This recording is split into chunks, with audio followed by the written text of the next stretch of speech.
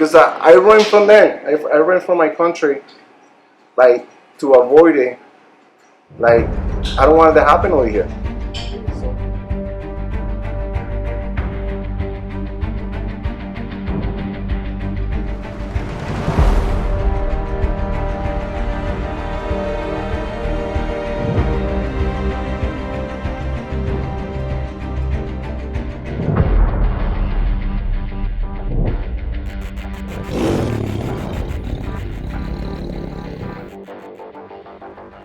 So I would like to introduce our special guest tonight, Luís Apodaca, and he can give you more details in his introduction, but he's going to talk about life in Venezuela and what happened to his country and what socialism does.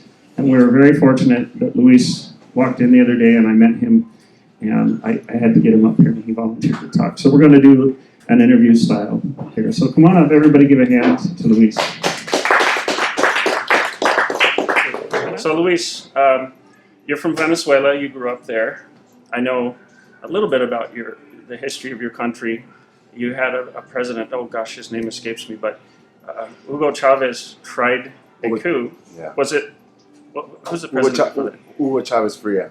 Yeah. And then, tried to coup Carlos Andres Perez. Yeah, Perez. And I read that Perez was well liked. That people felt like the country was in good hands under him. Yeah, it was kind of like a very weird situation at that time. It was a little, but like kind of like that I remember was like it wasn't that bad. Yeah. I think that the people was like unhappy because they just increased a little bit the price of the gas. Even the bottled water in Venezuela used to be like more expensive than gas over there. Wow. We just got that kind of privilege to. And so people like get so uncomfortable when he increased the price of the gas in that time, and he wasn't happy. So it started getting like a lot of revolution on the street because of that. I don't think that was that bad. We had like a very good education on that time back in the day. My having like a great job. Like I remember that we had like a food uniform. The school provide for us, and was kind of like very surprised the people that was like unhappy at that time. Yeah. So overall, the country was in good shape. The economy was good. I think you had possibly the highest standard of living in Latin America, or one of them. And then eventually, Hugo Chavez, I understand his coup failed, but he got elected. Yeah, his coup failed, but he was very smart. Mm-hmm. We thought people like we were like, oh, we know everything. No, we don't know anything. He was like a very smart guy. He went down and talked to the low class people over there. Like he was like, it's not the same when you speak like in front of everybody. But no, he went like very close to them. He like hugged them, kissed them, like listened to them. It's something that it never happened before in Venezuela. Sounds like a very good, like that becomes some president come and give you a hug, give you like a lot of opportunity to like grow as a person. But he's just doing it because he was very smart. He just know that the majority in that country was like on the low class. So he went over there and got all that support, and he just growing and growing and growing. We don't know that we like feeding a master in this country. So lots of promises, lots of the idea of handing wealth over to the people that was in the hands of the rich. And I understand that he began, and he died in, I think, 2013 of cancer. 2013, yes, of cancer. And then Maduro stepped in. He was the vice president, right? Yeah, he was the vice president, but before Chavez died, he just told people, because he had so much control on the people, and he got like most of like 60% of people supporting him. He was like, he just told people like, hey, if something happened to me one day, this is the guy you have to vote for. Yeah. And that's what the people did. Like I remember, like in those moments, I was talking to a lot of friends. I was here already, but I was like, I texted my friends, so they don't do that. How come you gonna like, if that guy was already bad? So imagine this guy that don't even have no even experience. Because what I heard, Maduro was like a bus driver, but because like a bus driver in Venezuela. So because Chavez was his friend, just bring him to the power. and bring it in and to his team. And he was like people like, no, we gotta do it. No, we gotta do it because my comandante, that's what they call my comandante, say that we have to follow direction from him. People like love that guy like very bad. Yeah. So initially, there were a lot of promises of everyone sharing in the wealth, a better life, which is interesting because it seems like people had a very good life and a good standard of living. And as usually happens with socialism, I think it starts to work for a little while. There's a lot of excitement. But then the economy started to collapse because they were putting a lot of money toward welfare type programs. They were, I think, telling companies that were coming in, petroleum companies from around the world, you have to do certain things or we'll kick you out. And they did. They did, yeah. They did. Like he started sending people like in the company like expropriation. That's why he started doing. He started doing it. Like I told people, you gotta do this. You gotta talk about this. You gotta this money that you produce, it's gonna stay in the country. You cannot take it out. You cannot import your product. So we have to keep the money over here. Mm-hmm. So the people don't doing it. The little companies don't doing it, and he just started putting in fine and fine. He couldn't control that until they decided to close and leave. So, if I'm understanding this right, they also tried to favor the Venezuelan currency and keep out the dollars, but blackmailers and people high up still were getting dollars in, and they did this supposedly to try to control inflation, but it had the reverse effect.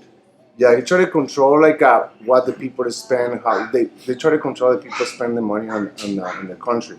So they just like lock the dollars over there, so people can know like we can only have access to $5,000 a year. Mm. So we need more than that, like to go on vacation. Or sure. We need more than that, $5,000 a year. So we like they make people make like they call it black market.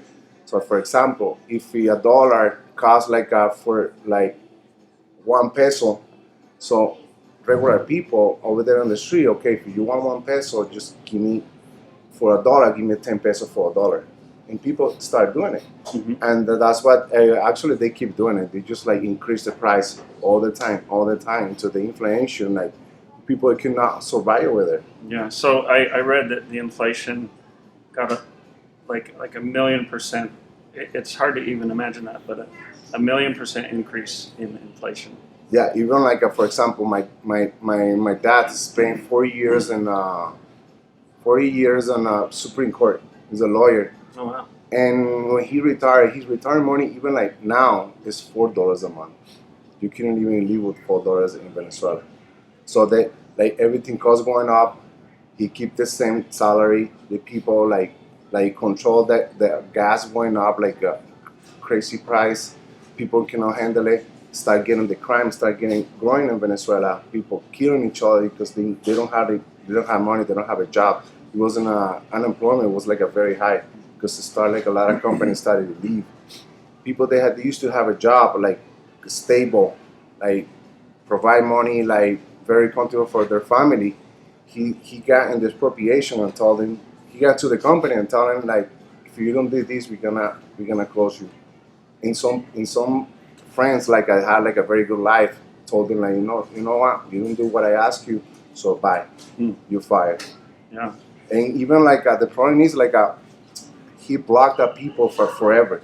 It's not like, okay, you fire me over here, I'm gonna get a job over there. No, your name is in the book, and you couldn't even find a job anywhere. Yeah. So the government took over private industry, and what I read, of course, I'd love to, well, maybe not so much now, but I would have loved to have gone to Venezuela. I don't know right now, but what I've read is that when the government took over so much of the business, they tried to attract the best people by paying a lot of money, but then they didn't have the incentive because there was no competition to really produce. So they ended up bankrupting a lot of industry, a lot of businesses. And I understand that there could be even hundreds of people waiting in line to get in the grocery store and then find out the shelves were empty when they got there. Yeah, that's completely right, because my parents was one of them. My mom just like I wake up in the morning, get up in line to get a bread, coffee, like diapers, like for from my little nephews, and that was like sometime when you get there, you spend like 3 or 4 hours, like when people are around, like people from the government, like get into your spot that you can't even say anything because you will get hurt. Yeah. If you like try to like a fight with those people, tell something to them, and yeah, sometimes like you spend like 3, 4, 5 hours in line. When you get there, no, the process is done. You have to wait like 2 more weeks. Or we have it ID, so we have to like they used to do it like a by ID. Like number 3 is only Tuesday, so you have to go only on Tuesday to get what you need. If you don't find it, so you have to wait till the next Tuesday to make a line and see what happens if you can find like medicine, that including medication, that including food, including like everything what we need to survive. Right. And what about crime and violence? What did you see happen? Like with everything, that? people like killing for like phones. You cannot walk in the street with your phone. You cannot drive in the street with the windows down. Even with the windows up. Like many times when I went over there, like I was on my phone, and my cousin or my mom, no, put it down. I said, why? Because the lights come out, and motorcycles coming and rob you. Even they rob you, they killing you. Why was the reason? I don't know. If you give it to them, just why they kill you, they will kill you anyway. So crime is like that country's not safe. No, never mind. It's no matter what time it is. Morning, afternoon, midnight, anytime the crime is there. And I heard a young lady who ended up coming to the United States saying that before all of this, when she was very young, her parents used to even leave the door open at night because there just was no crime and there were stiff penalties if someone did that. It's kind of hard to imagine that. Maybe she lived in a rural place. I don't know. But I think the point is, before socialism, it was a much safer place. It was like believe me, I didn't remember because I was little when before the socialism, but I noticed when I started appreciating living in this country. 2012, I went back to Venezuela for 9 months after leave here for six years in a row because I used to play baseball. Went over there in 2011. When I get there, I remember like I never feel like that in my life. Like so scared, like people looking at me. I feel like people like follow me to rob me.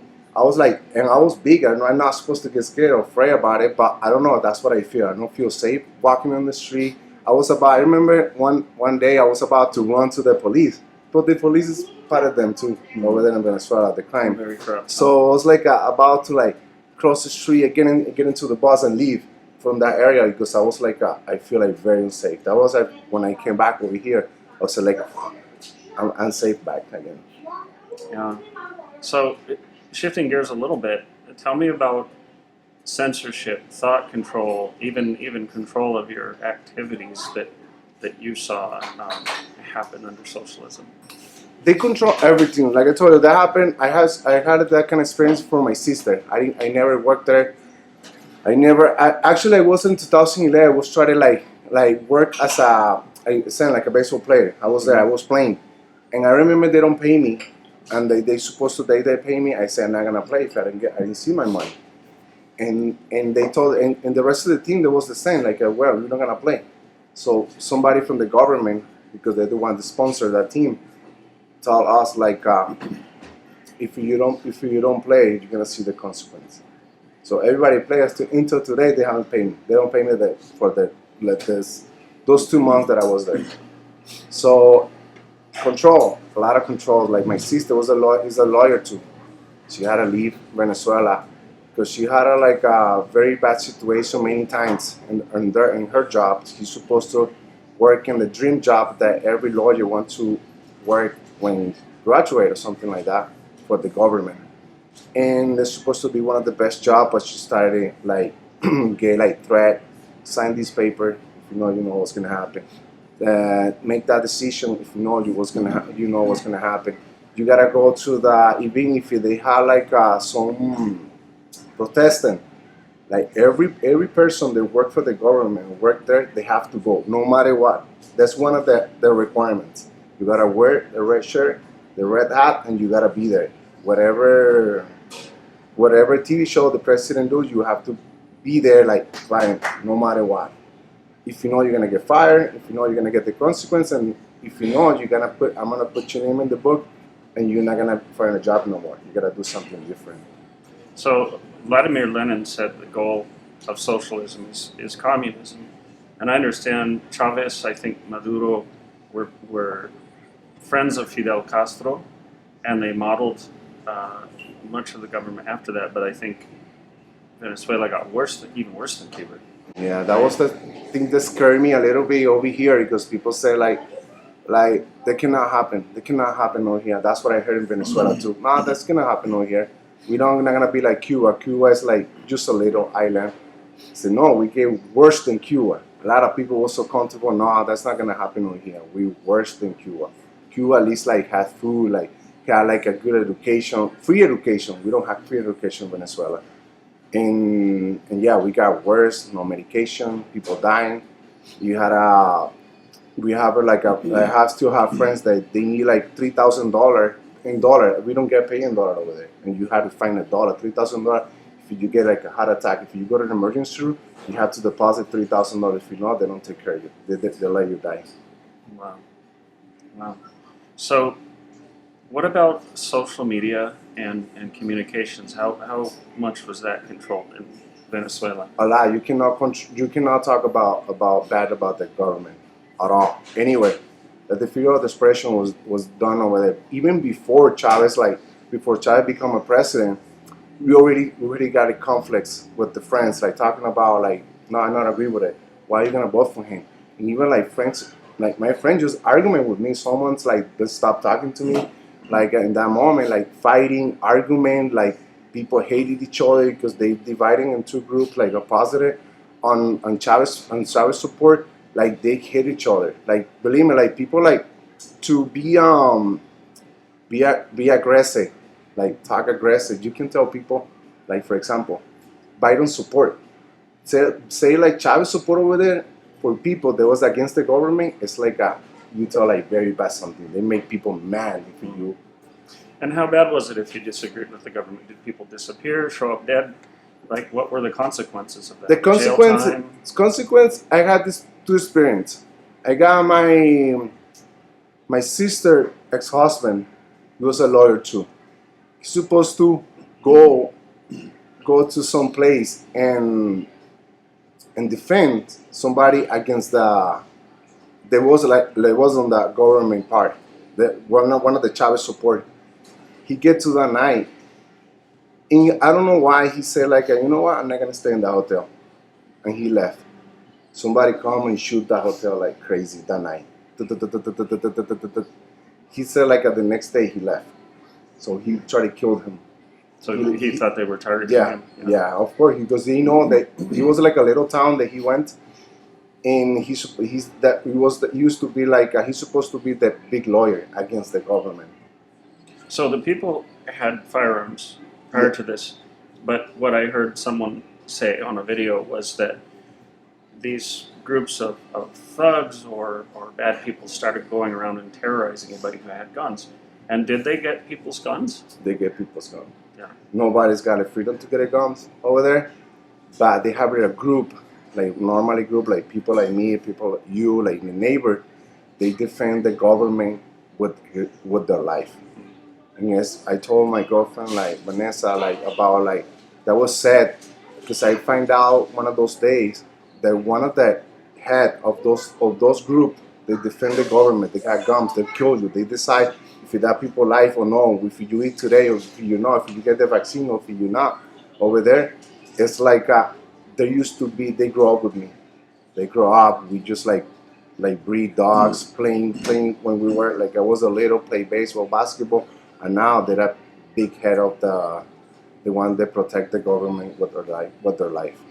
So you had, I think you told me previously that probably most people supported socialism, but it caused a rift or a division for the people who didn't agree with it. And you were losing friends, family members were becoming estranged.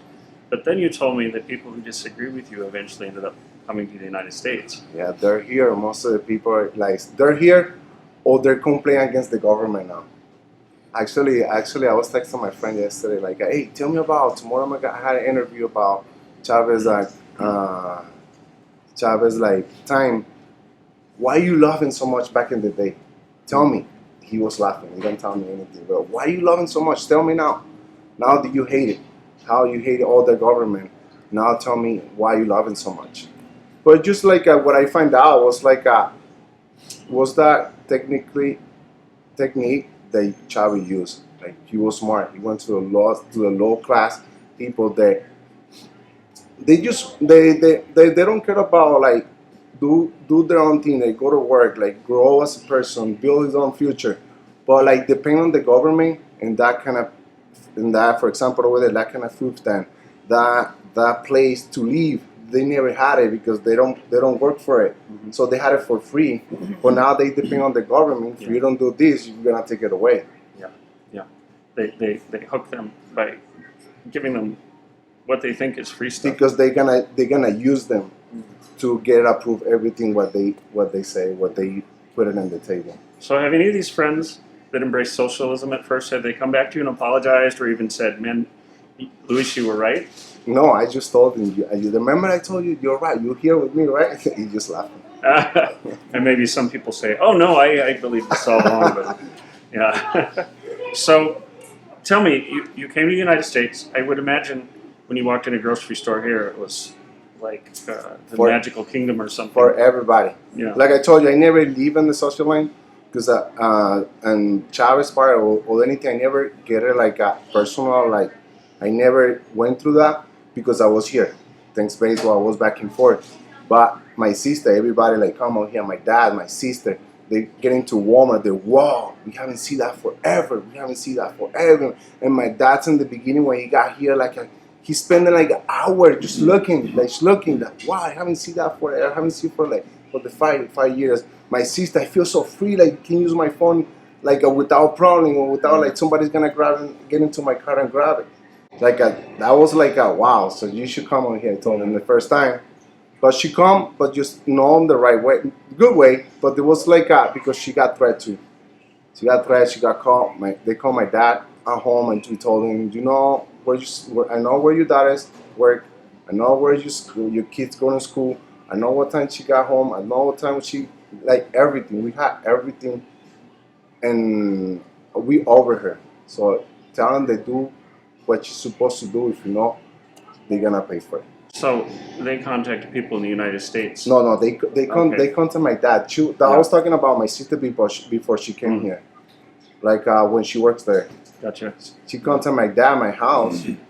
I don't know how she find out about the phone number or anything like that, but just like they call my dad and threaten my sister.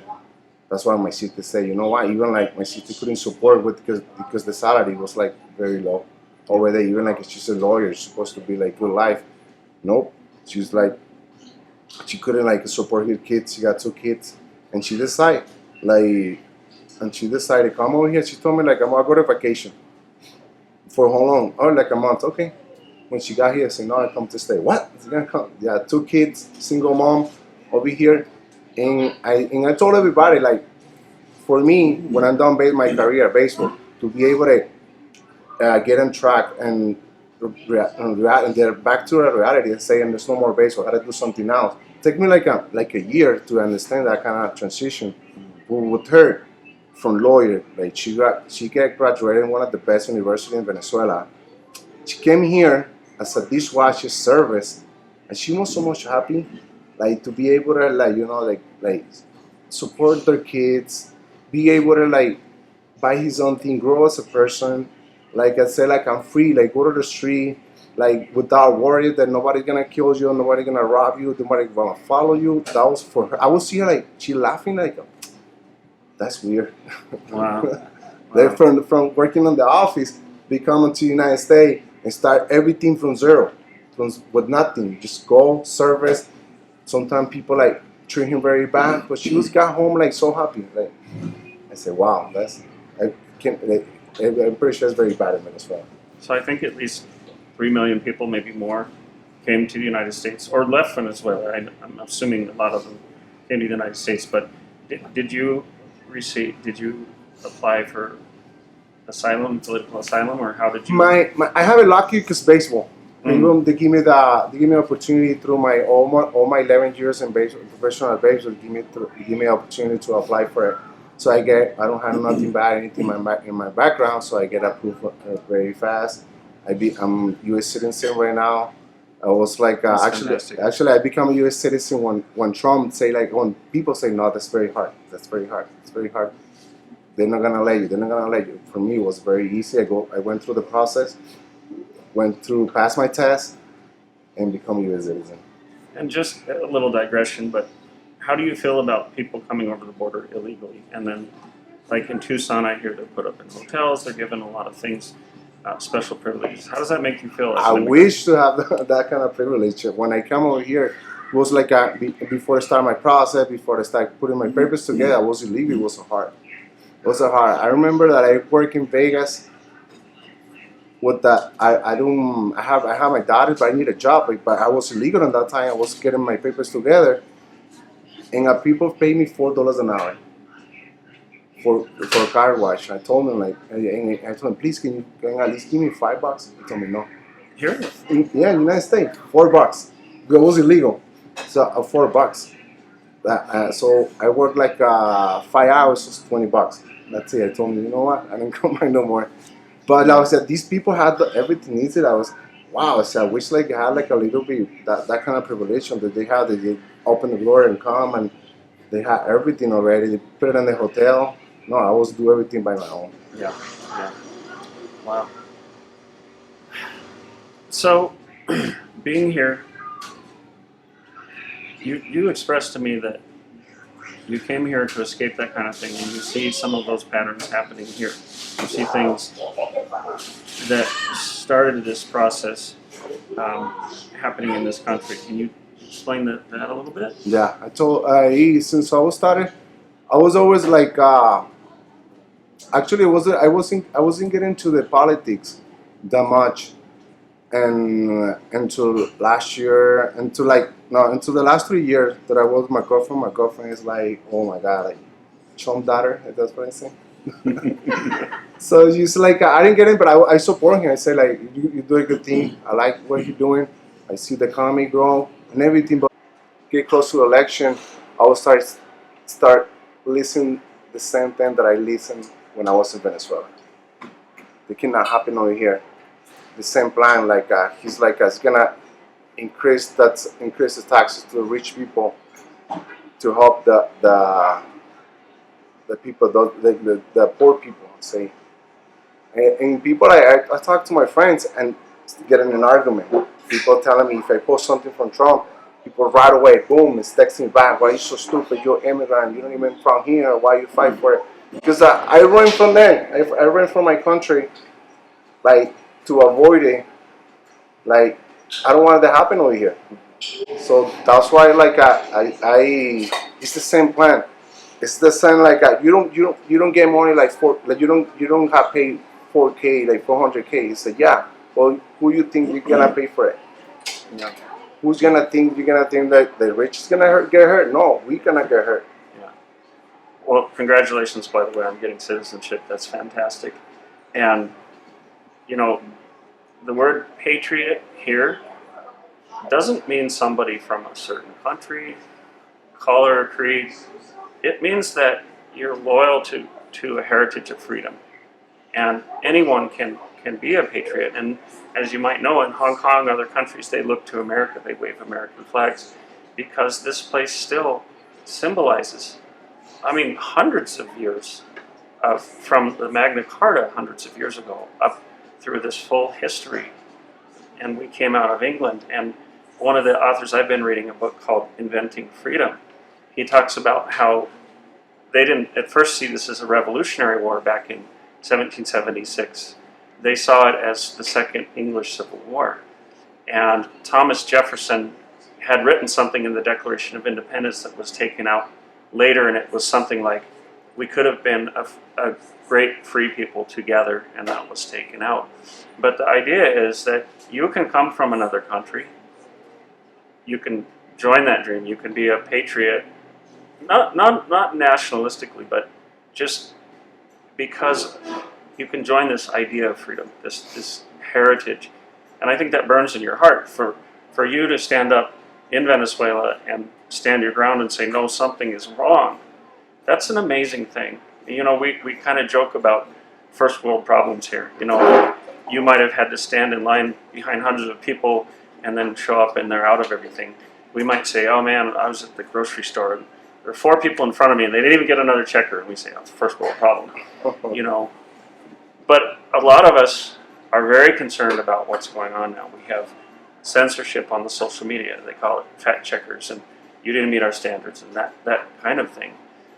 We have a scientific authoritarianism or tyranny. You're only going to use this treatment. You're not going to do that. You're a danger because you're doing this. We have violence toward people who have different opinions. And one of the sayings I like, we just put this on a t-shirt and different things, is no one should be persecuted for having a different opinion.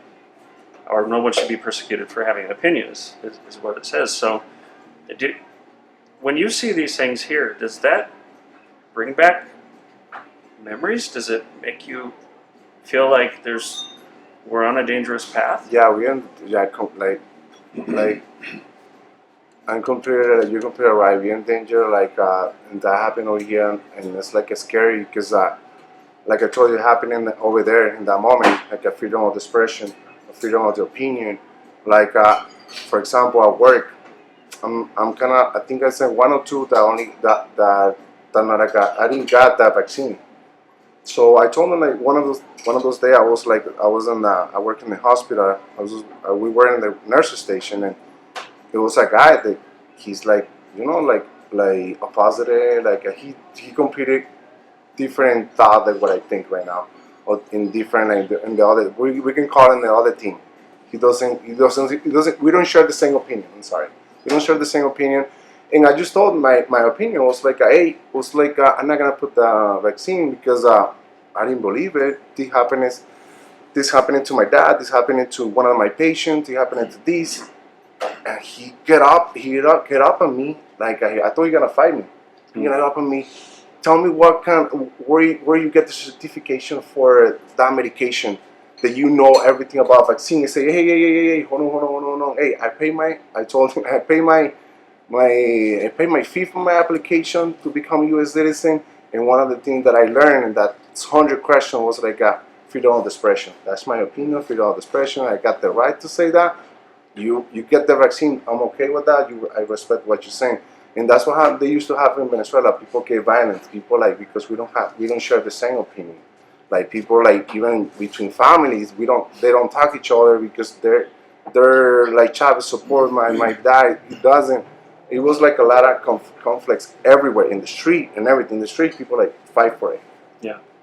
And one of the things we're doing with Freedom Talk, one of the purposes we exist, and obviously we're starting small here, but is that we want to bring information that's being censored, that's being suppressed, and our tagline is think again. Freedom Talk, think again, but also think again. We have to be thinking, we have to be discussing ideas, because if we get a monoculture of one point of view, of one worldview, that's a very dangerous thing. And in reference to what we've been going through the past 18 months, people say follow the science, and I like to say follow the scientific method, because there is no science that's settled on things like this. There are theories and hypotheses, and we always have to be testing those and comparing. And I know there are some good books that came out. Oh gosh, I just got one. Trying to picture the name of it, but it's by the New York Times reporter Berenson, I believe is his name, and he was one of the first ones to challenge the narrative that's out there. And I think it's called Pandemia, but I'll in a future talk I'll bring that book up. I just received it. But in the way this has been handled, in the way that this virus has been handled, does it seem like we have more freedom now or less? I think we got less. That's why they try to control you. tell you what to do. I think it's one of the main things that the control that he wants to like have on top of us. So, for example, like I was like I had like I have two examples. One of them is like they want to control the schools. My daughter's school wanted to play volleyball.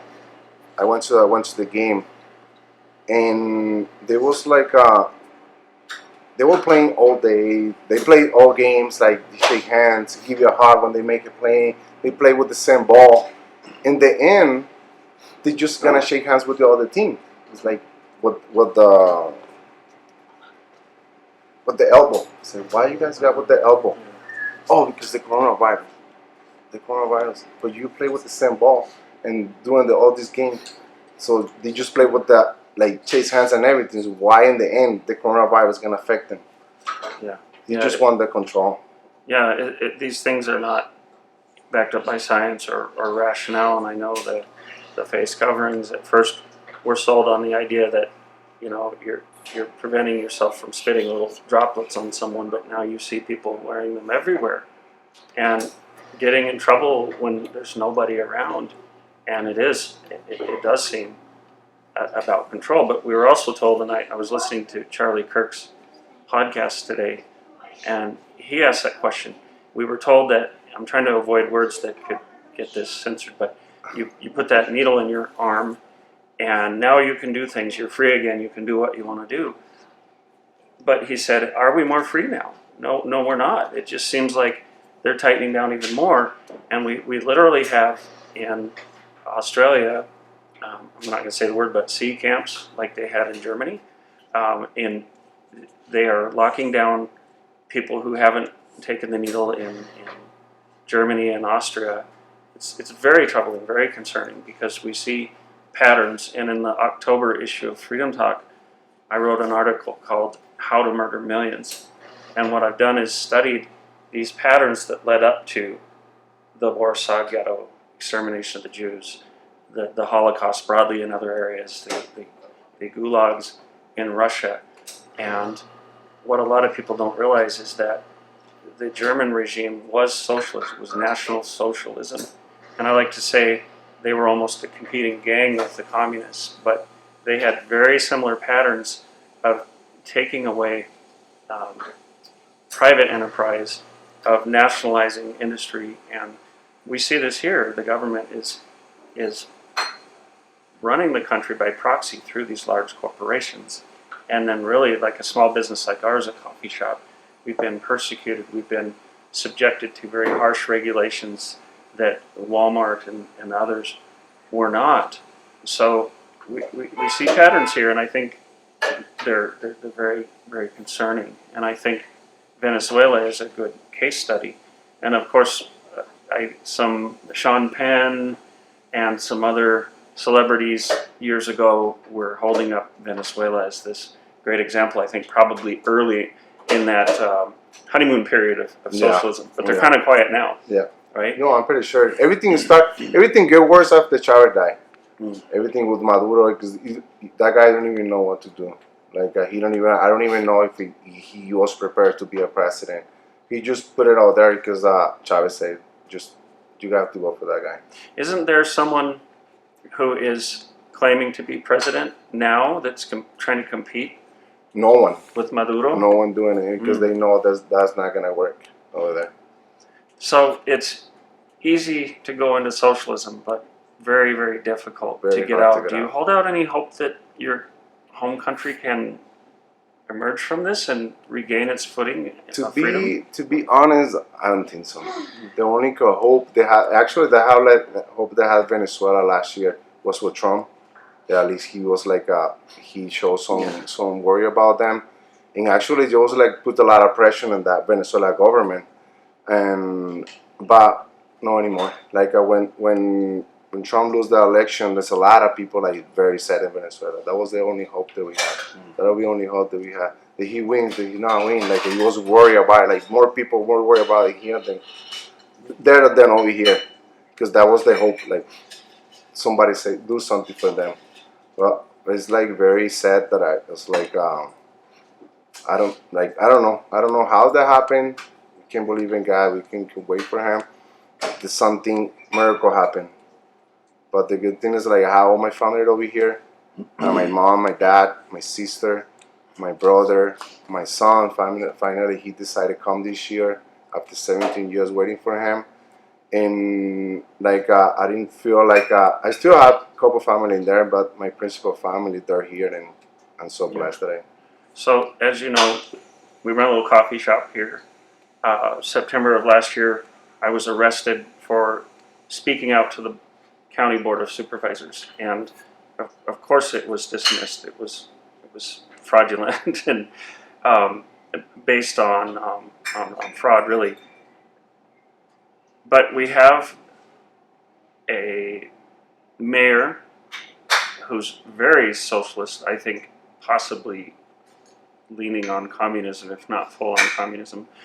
The County Board of Supervisors just voted 4-1 to fire anybody who insists on having health freedom. And by the way, just to digress a little bit, under the 9th and 4th Amendments, I do believe we have the right to refuse a treatment that we don't agree with, that we don't want. Because basically the 9th Amendment says the Bill of Rights are rights that are enumerated or listed, but you have others that aren't mentioned there. And by the way, you can't use any of these in the Bill of Rights to take away those other rights. So there's nothing more sovereign than your body. And if your conscience, you truly believe it's going to harm you, if you have a religious exception, or you should even be able to say, I'm a conscientious objector, I'm not going to do this. It is a basic human right. So I've talked to people from Phoenix and other areas, and they're appalled at Tucson and Pima County that the authorities here are just doing what they want, whether it's legal or not. So I feel like just being a little person here, we have a struggling business that was just starting to come into its own, and then COVID hit. But I have this will to fight. Obviously, I don't mean violently, but this will to uphold the rule of law. And what the rule of law means in this country is not that he who rules makes the laws, but it's those who are in power, those who are elected, are subject to the law. They can't just make new rules and laws to meet their agendas. They are supposed to, because the law belongs to the people. It's our heritage. But we see in this area, the school districts and others are just flouting the law. They don't care what it is. They're going to do what they want. Do you feel like, having come from Venezuela, do you feel a heart to fight and to stand up to this? Because now this is your home. Actually, I never do that before. Even from my country, a lot of friends telling me that. But I think that if I need to, I will do it because that's the country that give me the opportunity to grow as a person, build my future, be able to support my family. My dream was one day to help my family, and that's what I find it over here. Grow as a person, grow as a professional.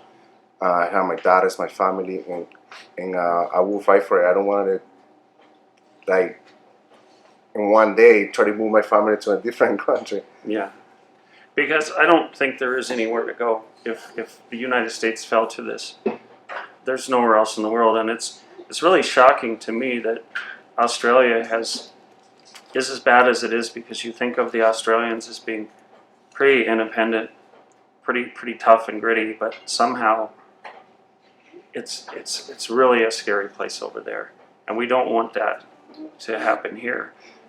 One thing that encourages me is that we have such a strong tradition and history of that individual sovereignty, of natural rights.